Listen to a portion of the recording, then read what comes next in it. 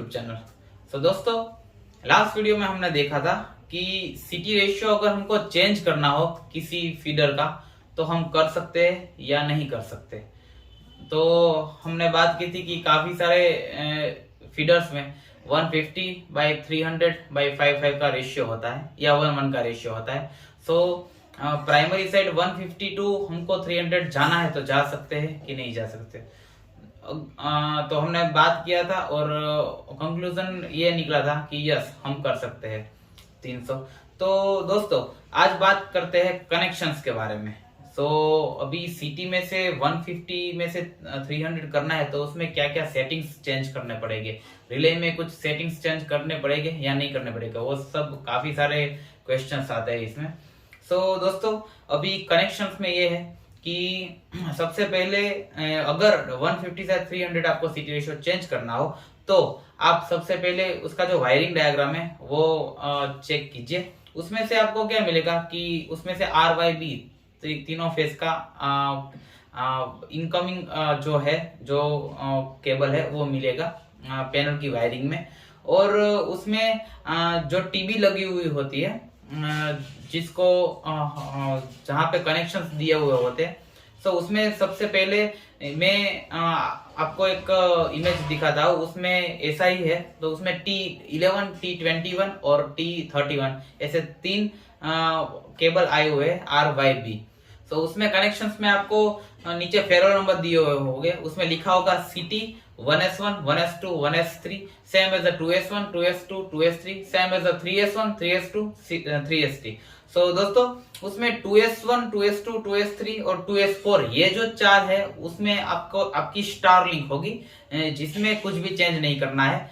150 में जो होगा वो होगा 1S1, 1S2, 1S3। जनरली जो मैं आपको बता रहा हूँ वो एज अ वायरिंग डायग्राम के अनुसार बता रहा हूँ, जो हमारी पैनल में दिया हुआ है उसके हिसाब से। तो यहाँ पे 150 दिया हुआ है इसलिए 1S1, 1S2, 1S3 है। और हमको 300 करना है तो उसमें हम जाएंगे 3S1, 3S2, 3S3।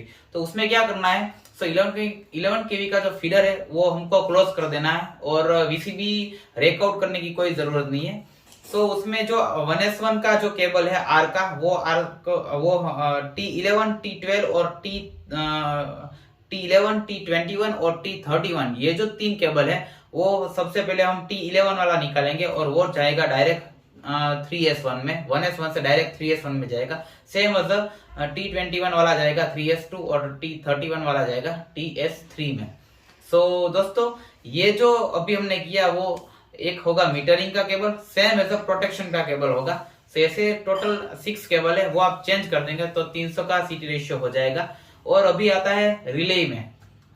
अगर आपके पास 140C ABB का 140C स्पार्ज रिले है तो उसमें कुछ भी सेटिंग्स चेंज करने की जरूरत नहीं है, क्योंकि वो ऑलरेडी परसेंटेज पे आता है जो कि फाइनलाइज होता है कि अगर सीटी रेशियो 150 है और 80% पे आपका रिले सेटिंग है तो 150 इंटू 80 यानी कि 120 एम्पियर पे वो ट्रिप कर देगा। सेम एज 300 सीटी रेशियो है और 80% पे तो 240 एम्पियर पे ट्रिप कर देगा। जनरली ये रिले सेटिंग 80 से 85% पे होते हैं, 100% पे रखता नहीं है। लेकिन अभी क्या होता है कि काफी कुछ फीडर्स ऐसे होते हैं लोड वाले जिसमें 100% कर देते हैं। तो उसमें क्या है कि 150 तक आपको कोई प्रॉब्लम नहीं होगा, लेकिन 151, 156 तक जाएगा तो ट्रिप हो जाएगा।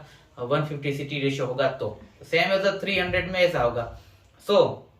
फाइनलाइज कंक्लूजन ये निकलेगा इसमें कि अगर आपको सीटी रेशियो चेंज करना है तो एज आप ऑथोरिटी जो पर्सन है उसके ऑथोरिटी के सामने, यानी कि अगर जेटको में करना है तो जेटको का जो जेई होता है उसके सामने ये सब होगा, क्योंकि उसको भी इन्वॉल्व करना होगा उसमें, जो भी आपको गाइड करेगा।